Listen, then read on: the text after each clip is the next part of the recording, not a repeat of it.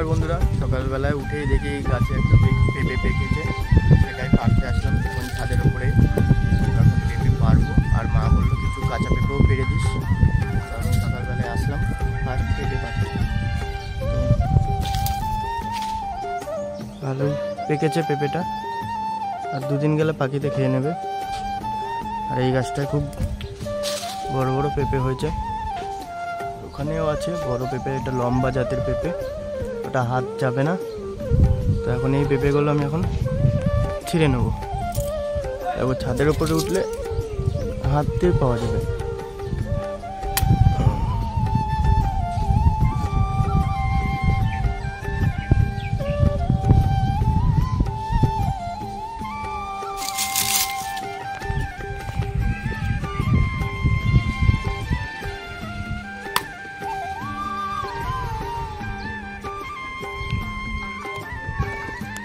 Finally পেঁপেটা পেরেছি অনেক কষ্ট করে, এই ঢাসাটা দিয়ে পেরেছি, কেননা হাতেই যাচ্ছে না ওখানে।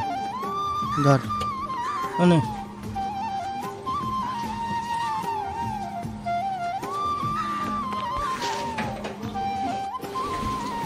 তো বন্ধুরা, পেঁপেটা দেখো ভালোই পুরো পেকে গেছে। পেঁপেটা পুরো হলুদ, কিছু জায়গায় একটু সবুজ সবুজ ভাব আছে। আর এই ব্যাগের মধ্যে কিছু পেঁপে পেরেছি, বেশি পারিনি, 3-4টে পেরেছি। একটা তো দিয়ে গড়িয়ে গড়িয়ে চলে যাচ্ছে ওই ঘরে, এই 3টে আর একটা 4টে পেঁপে পেরেছি। 2 দিন হয়ে যাবে। আর এইদিকে মা স্নানো হয়ে গেছে, আর আমাদের ঘর যা গরম, ঠিক আছে, এখন হচ্ছে টালি পুরো একদম গরম ভাপ নামছে এখন। তাই জন্য কী করবো, টালিতে জল দেবো। আর এদিকে কাঠ সব কাটা আছে, উনুন ধরে ব্যস্ত করে এখানে জল ঠান্ডা করার জন্য পিছিয়ে রেখে দেওয়া হয়।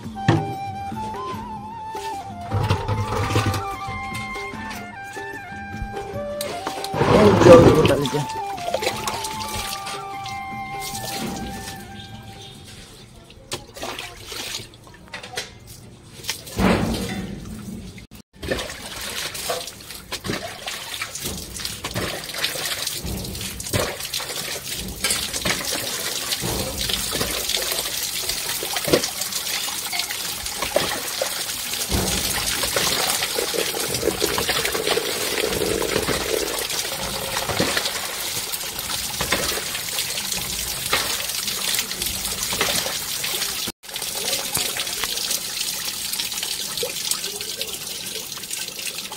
এভাবে পুরো টালিটা রোজ দিন ভেজাতে হয়, মা যদি একটু শরীরটা ভালো থাকে, যা গরম পড়ছে। 1 গ্রাম জল ছেড়ে দেয়, আরও দেবো জল।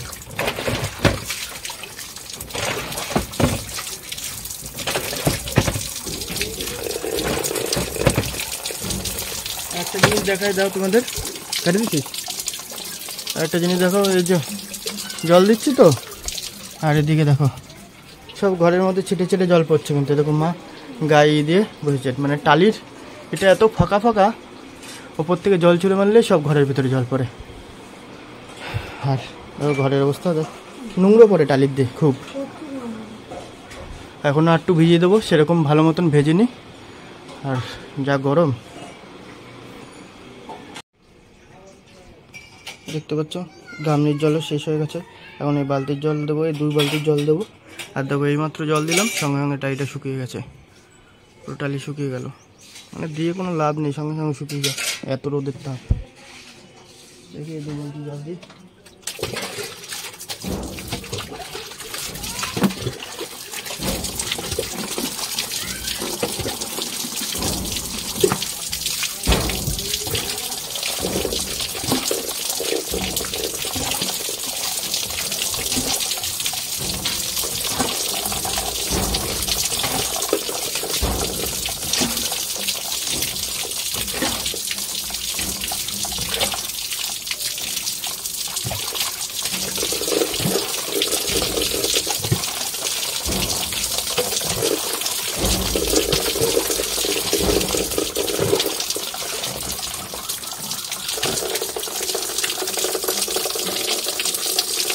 বৃষ্টির মতন জল পড়ছে আর গরম জল পড়ছে সব।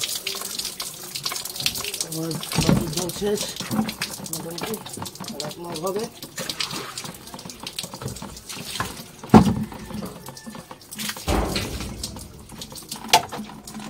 ঘরের অবস্থা পুরো জল নোংরা নোংরা নোংরা নোংরা হয়ে আছে। দেখো পুরো টালির সব নোংরা পড়েছে, সব বিছনার মধ্যেও পড়ে।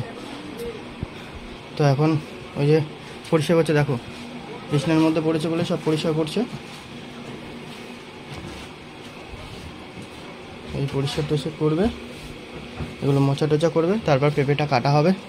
সকালবেলা আজকে ব্রেকফাস্ট পেঁপেটা হবে। তো ভিডিওটা দেখতে থাকো তোমরা। উফ দেখো টালি তাও কোনো রকম ভিজেছে, সেরকম ভেজে নেই, সঙ্গে সঙ্গে শুকিয়ে যাচ্ছে। যা গরম পড়ছে, প্রচুর কষ্ট এই ঘরে।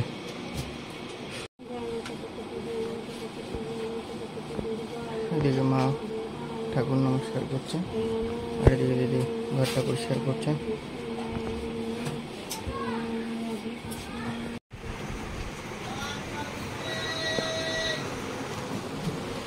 আর এদিকে ঘর মোছা চলছে, আর আমি বসে আছি যে কখন পেঁপেটা কাটবে আর কখন পেঁপেটা খাবো।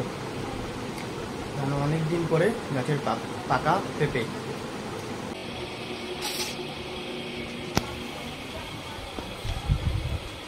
আমাদের এখন পেঁপেটা কাটা হচ্ছে। কি সুন্দর দেখো,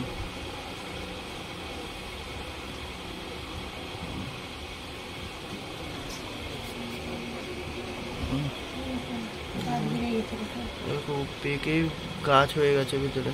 গাছ বলতে সরু সরু শিকড় হয়েছে। আর কিছুদিন থাকলে তোমার মানে হয়ে যেত।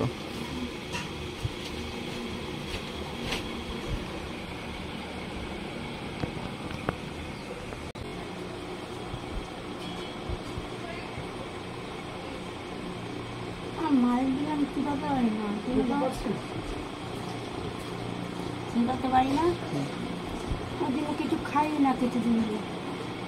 সামনে মিষ্টি আছে পেঁপেটা সুন্দর, কিন্তু বেশি যে পেঁপে গাছগুলো গলে গেছে, মজে গেছে।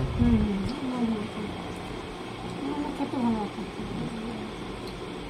গাছের জিনিসের স্বাদই আলাদা, স্বাদ অন্যরকম। কিনে খাও আর গাছের জিনিস পেয়ে খাওয়া।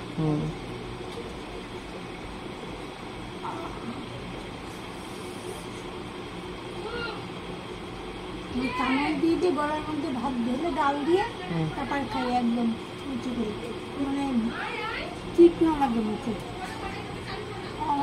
পুরো দলা দলা হয়ে গেছে, তাগড়ায় মাংস গোটায় গোটায় দলা দলা হয়ে গেছে। তাগড়া ছুলে গেছে তাহলে কি করে ছুললো? এই যে জ্বর এসেছিল না, জ্বর আসলে এইগুলো সব জ্বর পোষা হয়ে গেছিল, তখনই হয়েছিল। তাহলে যে পাটিতে ঘষায় ঘষায় একটুখানি কবে খাবলা উঠে গেছে, তাও টের পাইনি। কোথায় পায়? কোন জায়গায়?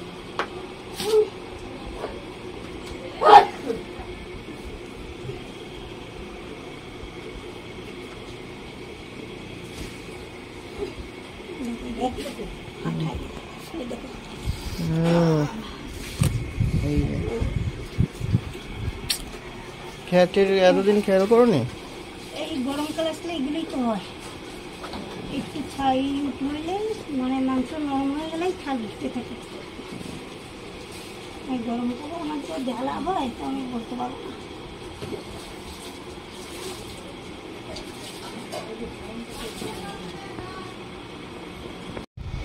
আজকে এটা কি শাক গো মা? খেয়েছি। এত বড় বড় পাতা? ওই জলের থেকে কেটে নিয়ে এসেছে, জলের মধ্যে দিয়ে পাড়েরগুলো শুকনো শুকনো হয়, ছোটো ছোটো। এটার পাতাটা ভালো না, এটার পাতাটা তো একটু ভালো আছে। এটার পাতাটা ভালো আছে। দেখি আজ শাক ভাজা করবি। আর ওই যে পেঁপে পারলে পেঁপে দিয়ে সরিন দিয়ে তরকারি করে দিতে বলবো দিদিকে। পেঁপে পারলে, পেঁপে তো পারা হয়ে গেছে। ওই তো পেঁপে পারলে তো, হ্যাঁ সেই পেঁপে দিয়ে আর সরিন দিয়ে তরকারি করে দিতে বলবো। আচ্ছা।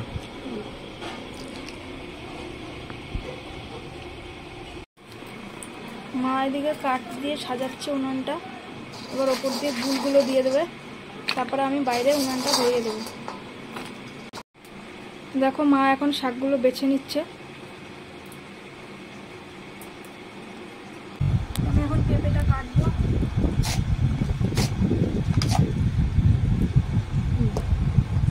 নারকেলের মতো দাও, পড়ে গেছে। ওটা ইয়েটা ভালো করে করে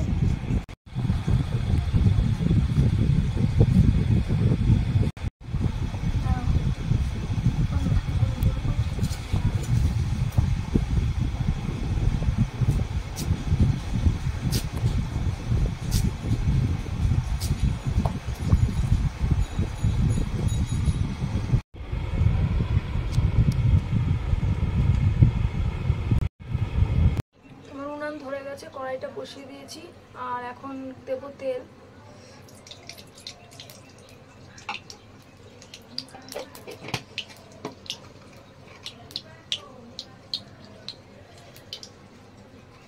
এখন তেলটা গরম হয়ে গেছে, জিরে আর তেজপাতা দিয়ে দেবো। এই যে জিরে আর তেজপাতা।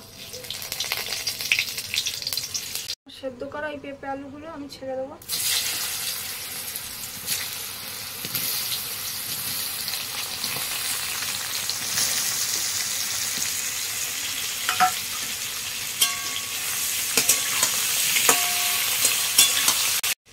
পেঁপে আলুগুলো হালকা ভেজে নিয়েছি আর এখন দেবো একটু হলুদ গুঁড়ো আর এর মধ্যে আছে একটু কাশ্মীরি লঙ্কার মির্চ, এটা দিয়ে দেবো।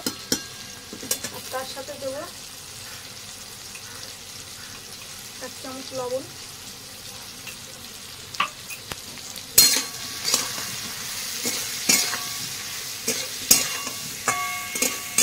এখানে দেখো 3টে কাঁচা লঙ্কা চেরা আছে আর এখানে আছে ধনে জিরের গুঁড়ো, এটাও দিয়ে দেবো। দিয়ে ভালো করে কষে নেবো মশলাটা।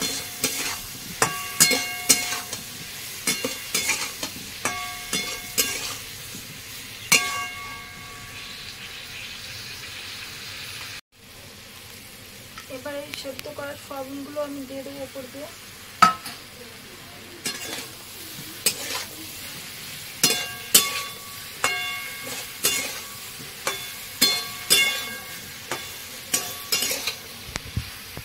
আমি এবার একটু জল দিয়ে দেবো 2 গ্লাসের মতন।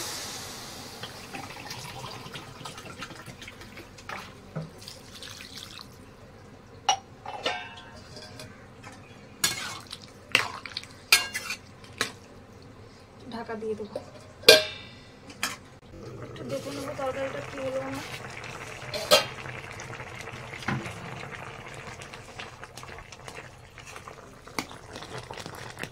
পেঁপে তো সেদ্ধ করাই ছিল, গলেই গেছে। আমার তরকারিটা হয়ে গেছে, নামিয়ে দেবো। কিন্তু নামানোর আগে একটু গরম মশলা দিয়ে দেবো।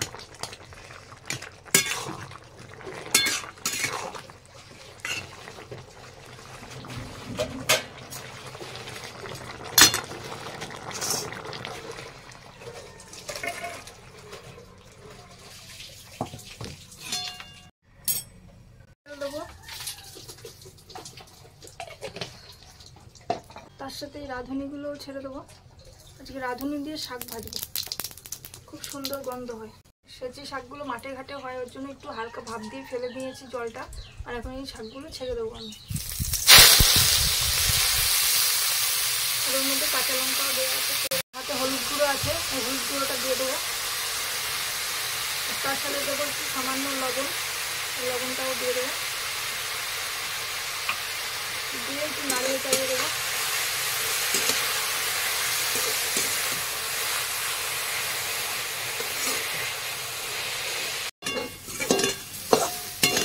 আমার শাকটা ভাজা হয়ে গেছে, নামিয়ে দেবো।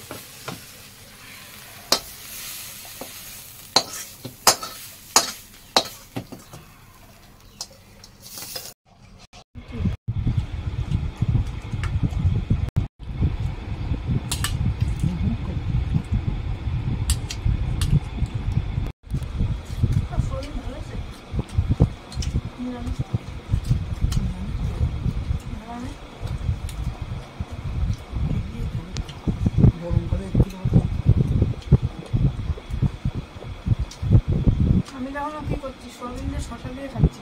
গরমে তো কি করবো, তখন তাহলে শশাই খাই ভাতের সাথে।